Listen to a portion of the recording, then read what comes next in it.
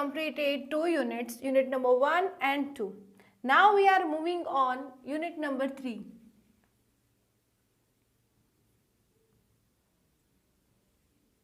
What is the title of unit number 3? Standard costing with variance analysis.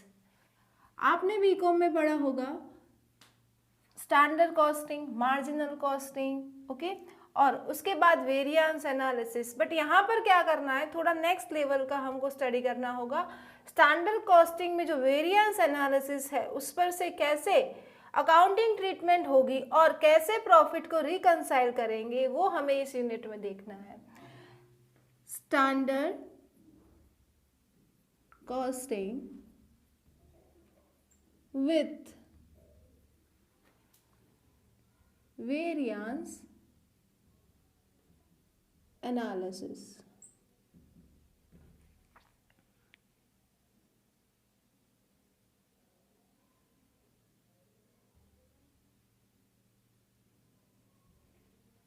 Now, this unit is divided into 2 parts. First one is variance analysis.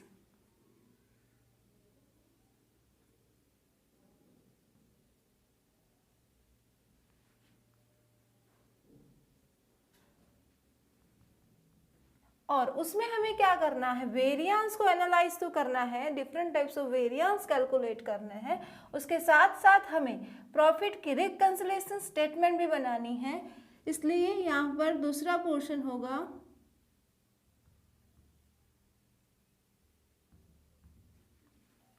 Part B, accounting treatment, या तो फिर आप बोल सकते हो accounts of variances.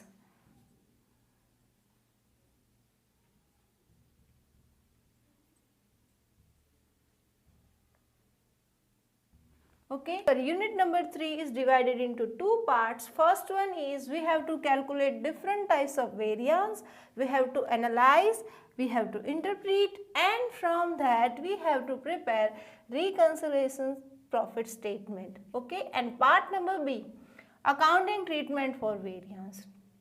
अभी तक हमने क्या किया था, वेरिएंस को कैलकुलेट किया था।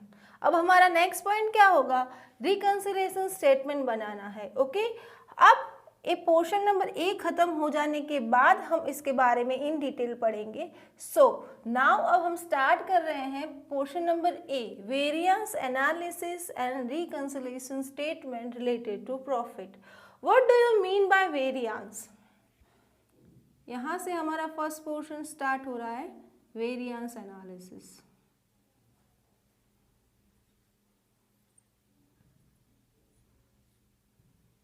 वेरिएंस एनालिसिस मीन्स व्हाट, कहाँ से ये आता है वर्ड? जब हम कुछ स्टैंडर्ड सेट करते हैं और उसको हम हमारे बजटेड या तो फिर एक्चुअल परफॉर्मेंस से कंपेयर करते हैं, तब उन दोनों के जो बीच में डिफरेंस होता है उनको हम क्या बोलते हैं, वेरिएंस। और मैनेजमेंट अकाउंटिंग में variance analysis the most common tool वो यूज़ होता है देखने के लिए कि परफॉर्मेंस कंपनी का कैसा है, कंट्रोलिंग प्रोसेस कंपनी की कैसी होनी चाहिए, उसके लिए हम वेरिएंस एनालिसिस मैनेजमेंट अकाउंटिंग में यूज़ करते हैं। क्लियर? और उस पर से हम क्या करेंगे, हमारा जो प्रॉफिट है इन वेरिएंस की वजह से कितना फ्लक्चुएट होता है, कितना अप एंड डाउन होता है, वो एक स्टेटमेंट बनाएंगे और एनालाइज करेंगे कंप्यूटेड डेटा को। ओके, तो वेरिएंस कहाँ से आया है? वेरिएंस आता है स्टैंडर्ड एंड बजटेड या तो फिर एक्चुअल। कई बार लोग ऐसा भी वर्ड यूज करते हैं, बजटेड और एक्चुअल का परफॉर्मेंस। ओके, या तो फिर ऐसा भी बोल सकते हो आप, standard and budgeted, trio things are different. Okay, but commonly ये दोनों वर्ड्स लोगों को कॉमन लगते हैं, बट ऐसे नहीं है, दोनों वर्ड्स अलग अलग है। Okay, standard as well as budgeted. Budgeted can be changed, and standard are set for a particular decision. Standard are set for a particular situation and a particular level of operating system. Clear? और actual में जो आप company में operate करते हो वो performance, दोनों को कंपेयर करना है 1 by 1 और आपको क्या मिलेगा, वेरिएंस। दो अमाउंट्स के बीच का जो डिफरेंस होगा वो होगा आपका वेरिएंस। अब आपके पास आंसर आ जाएगा, आंसर नेगेटिव भी हो सकता है और positive. That means variance can be favourable as well as unfavourable. See, मान लीजिए कि आपके मटेरियल की price as per the standard set, यानी कि स्टैंडर्ड प्राइस है ₹8, वाइल आप जब बाजार में जाके परचेज करने जाते हो तब आपको पर केजी 10 रुपीज पे करना होता है। तो आप देखिए आपके पास डिफरेंस है कितना, ₹2 का, वो हो गया हमारा variance. But it is a positive और negative, it is an unfavorable variance. Why, ma'am? It's unfavorable variance because it's a material price. Okay और एक्चुअल में आप 8 रुपए के बजाय आप 10 रुपीज पे कर रहे हो। दैट मीन्स 2 रुपीज का आप अमाउंट आप ज़्यादा पे कर रहे हो। That's unfavourable for a company, वो कंपनी में फेवर में नहीं है। अब बात करेंगे दूसरी कि अगर यहाँ पर मटेरियल प्राइस ना होता, यहाँ पर कोई ऐसी कॉस्ट होती, यहाँ पर या तो फिर को प्रॉफिट होता। मान लीजिए कि मार्जिन का वेरिएंस है और वहाँ पर 8 के बजाय 10 रुपीज मिलता होता तो एक्चुअल में 8 मिलना चाहिए था। पूरी कैलकुलेशन के अकॉर्डिंग इतना तो मिलेगा ही, बट मिलता कितना है 10 रुपीज पर यूनिट। तो फिर वो सिचुएशन कैसी हो जाएगी, favourable. Okay, so from that we can conclude that variances can be favorable and unfavorable as per the title. Okay, यहाँ पर कोई प्री डिफाइन नहीं है, आपको एनालाइज करना है कि बात किसकी कर रहे हैं, प्राइस की कर रहे हैं, हम यूसेज की कर रहे हैं, सेल्स मार्जिन की कर रहे हैं या फिक्स कॉस्ट की कर रहे हैं। ओके, उस पर डिपेंड करता है कि आपका अमाउंट फेवरेबल आ रहा है कि अनफेवरेबल, या तो फिर आप इनकम या तो एक्सपेंस के बेस पर भी फेवरेबल अनफेवरेबल सिचुएशन को एनालाइज कर सकते हैं। अब हम देखेंगे हमको वेरिएंस एनालिसिस में कौन से वेरिएंसेस कंप्यूट करने हैं। वेरिएंस नॉर्मली कैसे कंप्यूट होते हैं, related to direct cost, that means material, labour, variable cost और other variable cost. Okay, but in this chapter आपको वो भी पता है कि after certain period of time, that means longer period के बाद जो फिक्स कॉस्ट होती है, जो फिक्स एक्सपेंडिचर होता है, after that longer period fix cost can be variate. Okay, वो क्या हो सकती है, वो भी चेंज हो सकती है। कुछ चीज लंबे समय के यूज होने के बाद उसमें भी थोड़ा चेंज तो चाहिए। ऐसा कोई स्टैटिक ऑपरेशन नहीं होता है कि पूरी लाइफ के लिए वो परफेक्टली इतना ही रहेगा। ओके, 10 साल के बाद, 20 साल के बाद कई बार आपके फिक्स कॉस्ट को भी आपको क्या करना होता है, उसको जो स्टैंडर्ड होता है उसको हमको डायनामिक करना पड़ता है। यानी डायनामिक मीन द सेंस उसमें आपको चेंज करना होता है। क्लियर? सो यहाँ पर हम वेरिएंस कैलकुलेट करेंगे। First one is about material variance. Different types of variance are there, just like material variances,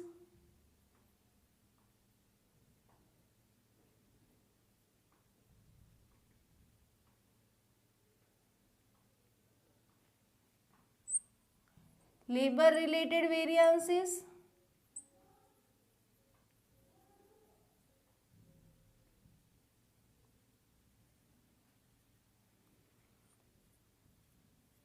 variable cost related variances,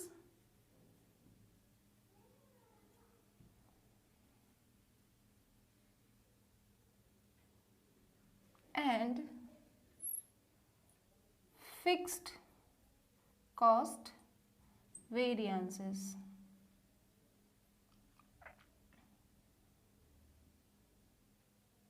okay, ये 4 मेन हेड है। इसके अलावा जैसे जैसे हम different types of example solve करेंगे उनके अकॉर्डिंग हमको कुछ और वेरिएंसेस कैलकुलेट करने होंगे। जैसे कि आप बात कर सकते हो सेल्स की, सेल्स रिलेटेड वेरिएंस, तो वहाँ पर सेल्स की एफिशिएंसी मेजर कैसे करनी है, सेल्स का वॉल्यूम कैसे मेजर करना है, ओके, सेल्स मार्जिन कैसे कंप्यूट करना है, that type of variance can be calculated. जैसे जैसे इंफॉर्मेशन हमारे पास होगी हम उसके अकॉर्डिंग हमारा वेरिएंस एनालिसिस करेंगे।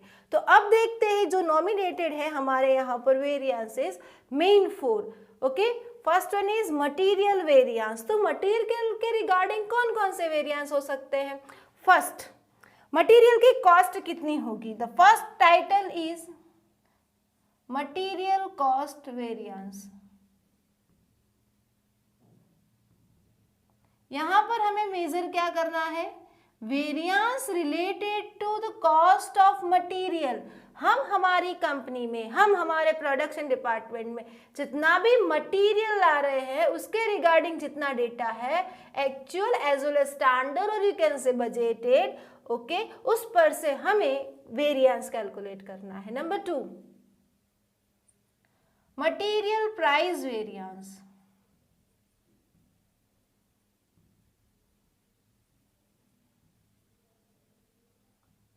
This is the variance which is related with the price of the material.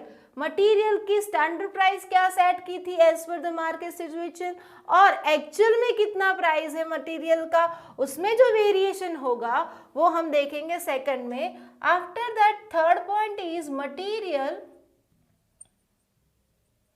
Usage variance.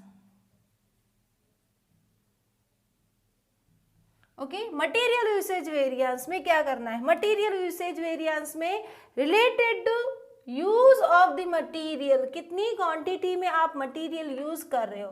Because आपको बोला हो एक यूनिट बनाने का, आपने सेट कर लिया कि ए यूनिट बनाने के लिए हमें इतना क्वांटिटी में मटेरियल चाहिए, बट जब आप एक्चुअल में प्रोडक्शन करते हो तब ये जरूरी नहीं है कि इतना ही क्वांटिटी में आप मटेरियल यूज करो, या तो फिर because of some wastage of material, या तो फिर नेचुरल कॉजेस की वजह से आपका मटेरियल को ज़्यादा या तो फिर कम भी यूज हो सकता है। तो वहाँ पर क्या होगा? वेरिएशन होगा। क्या होगा? वेरिएशन, दैट मीन्स चेंज होगा। जो डेटा आपने फिक्स किया था और जो डेटा एक्चुअल में मिलेगा उसमें वेरिएंस होगा, और वेरिएंस होगा रिलेटेड टू यूसेज। तो यहाँ पर हम कंप्यूट करेंगे material usage variance. Clear? Formula क्या है देखते हैं one by one. Formula of cost variance, क्या फाइंड आउट करना है? Cost. Star point is cost. आपको फॉर्मूला कैसे याद रखना है वो भी आप यहाँ से सीख लीजिए। कॉस्ट कैसे फाइंड आउट करेंगे? आप कॉस्ट फाइंड आउट करते हैं cost related to quantity and price. क्या करोगे? क्वांटिटी को मल्टीप्लाई करोगे प्राइस से, तो आपको मिल जाएगी कॉस्ट। तो यहाँ पर वेरिएंस कैलकुलेट करना है, difference between standard and actual of the cost. तो क्या फॉर्मूला होगा?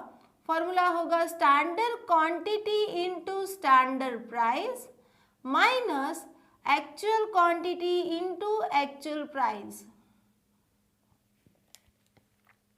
क्या डिनोट करता है formula?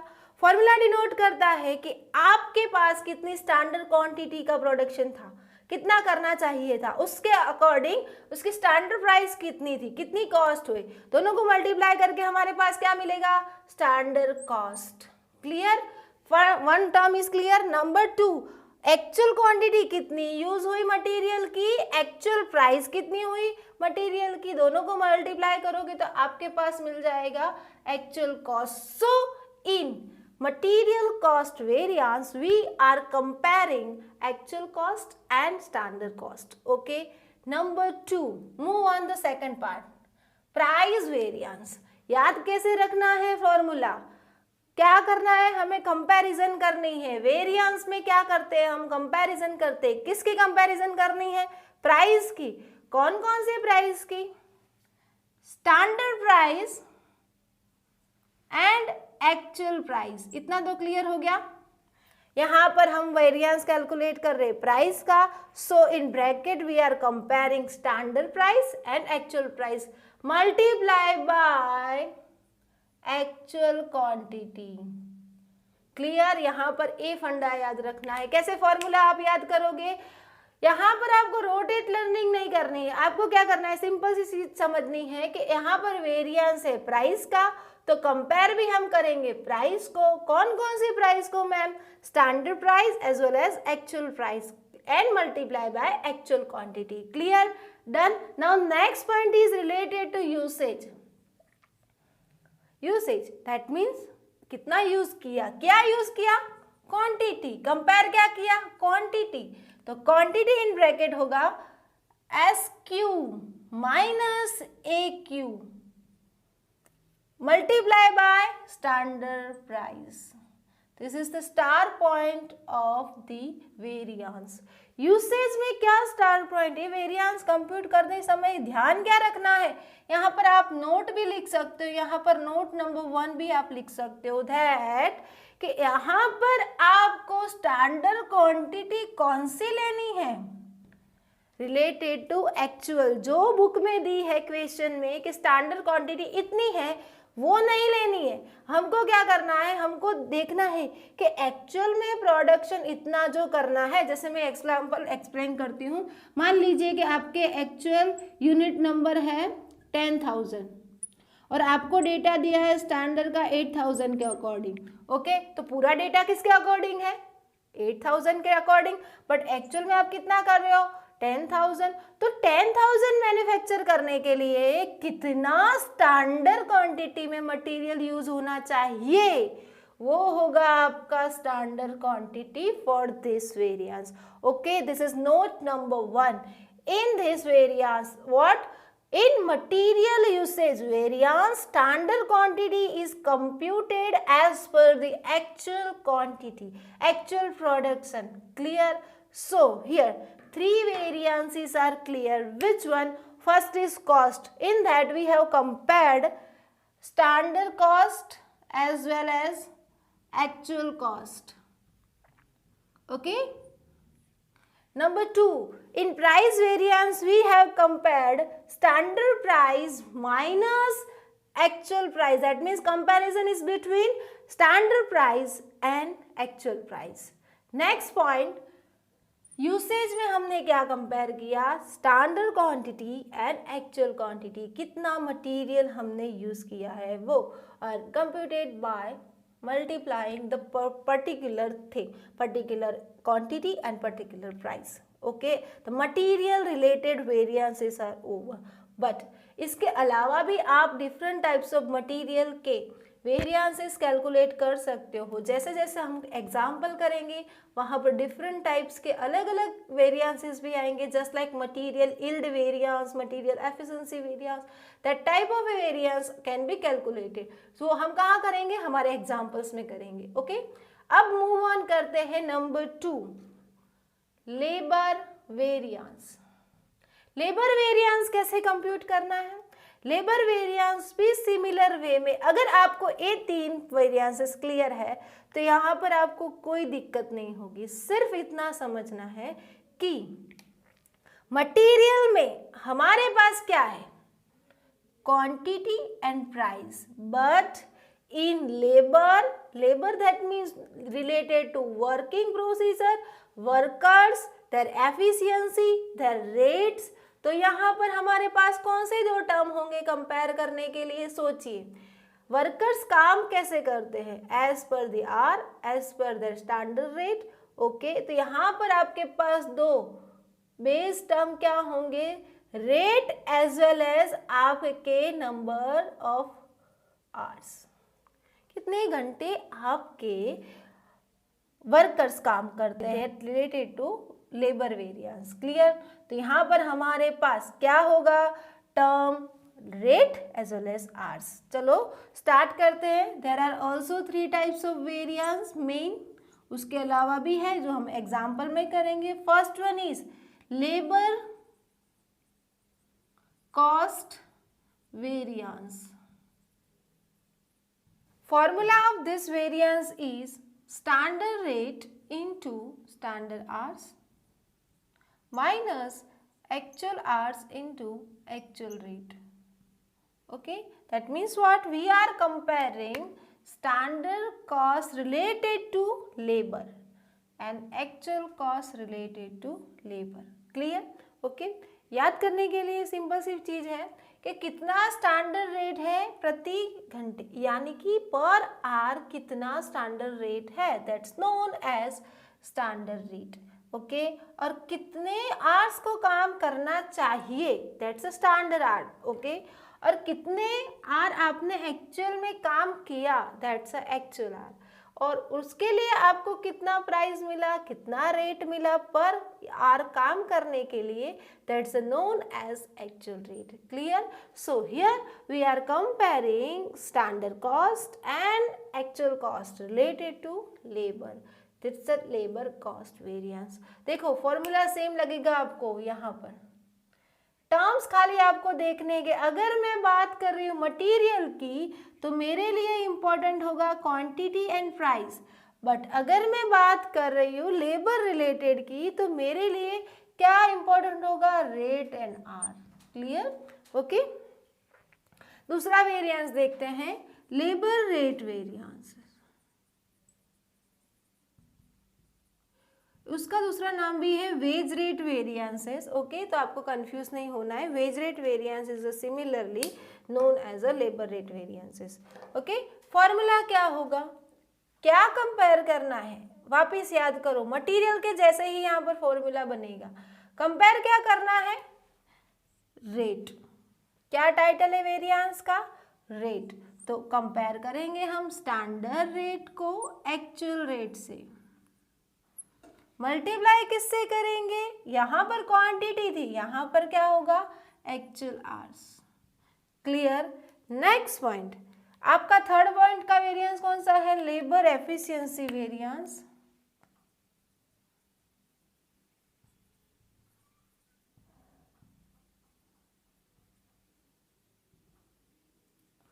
What is the formula of labor efficiency? Efficiency in the sense, यहाँ पर हमने बात की है कैसे एफिशिएंट वे में हमने काम किया, हमने मीन्स वर्कर्स ने काम किया, तो वो कैसे फाइंड आउट हो सकता है। आपको क्या कंपेयर करना होगा कि कितने स्टैंडर्ड आवर में हमको प्रोडक्शन करना चाहिए था पर हमने एक्चुअल में कितने आवर में कंप्लीट किया, that's our base point of efficiency calculation. Okay, same way usage, वहां पर बात किसकी कर रहे हैं हम, यूसेज की, कि मटेरियल कितना यूज करना चाहिए था और कितना किया। यहाँ पर बात करें कितने घंटे काम करना चाहिए था और कितने घंटे काम किया। क्लियर? और उसको मल्टीप्लाई करेंगे हमारे एक्चुअल रेट से, आंसर मिल जाएगा labour efficiency variance.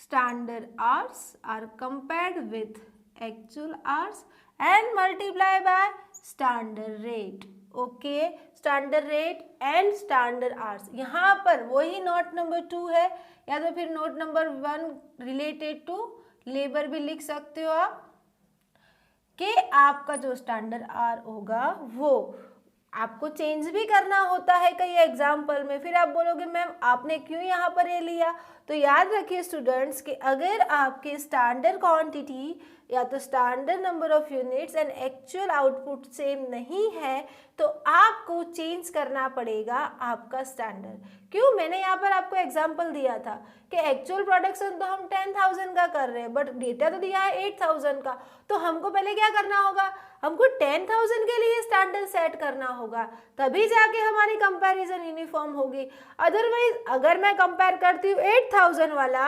Amount totally 10,000 वाले से, तो everything is different and everything is wrong. Okay, तो पहले हमको क्या करना होगा, पहले एग्जाम्पल को अच्छे से समझना है, फिर हमारी अमाउंट इसमें रखनी है। ओके, अब इस तीनों वेरिएंसेस के अलावा आपको different types of labour related variance भी मिल सकते हैं। वो कौन से हैं, just like labour mix variances. Okay, labour का जितना एफिशिएंसी के अकॉर्डिंग टोटल वॉल्यूम निकला है वो भी आप कैलकुलेट कर सकते हो, लेबर यील्ड वेरिएंस कैलकुलेट कर सकते हो, बट वो हम देखेंगे एग्जाम्पल में अगर हमें पूछेंगे तो। अब देखते हैं next, the first type of variance is under the title of variable cost is related to variable overhead. Variable overhead cost variance. Number 2, variable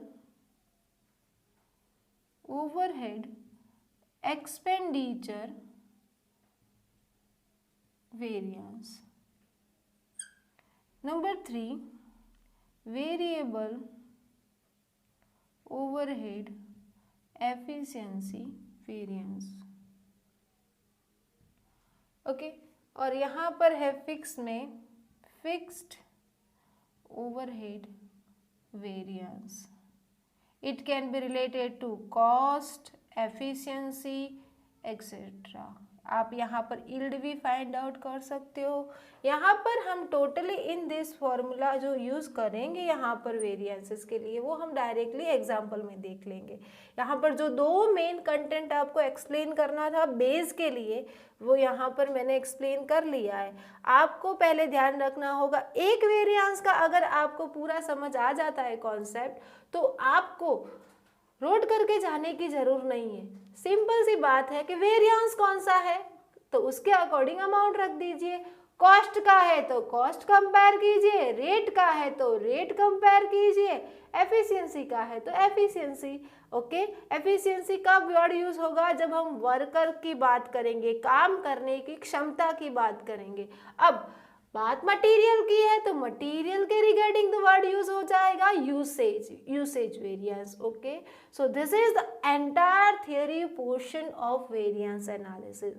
अब हम नेक्स्ट मूव ऑन बात करेंगे. इसके अलावा भी हमें इस चैप्टर में पार्ट नंबर 1 में चैप्टर नंबर 3 पार्ट ए उसमें क्या देखना है, reconciliation of profit. Reconciliation statement profit हमको बनाना है. अब उसके लिए हमको क्या करना होगा वो हम देखेंगे एग्जाम्पल्स में. ओके, और उसके रिगार्डिंग जो थियरी है अब वो हम एक्सप्लेन करते हैं. Reconciliation of profit. Our title is reconciliation of profit. How to reconcile the profit? यहाँ पर हमको क्या करना होगा, ऐसे different types of variance calculate करने हैं.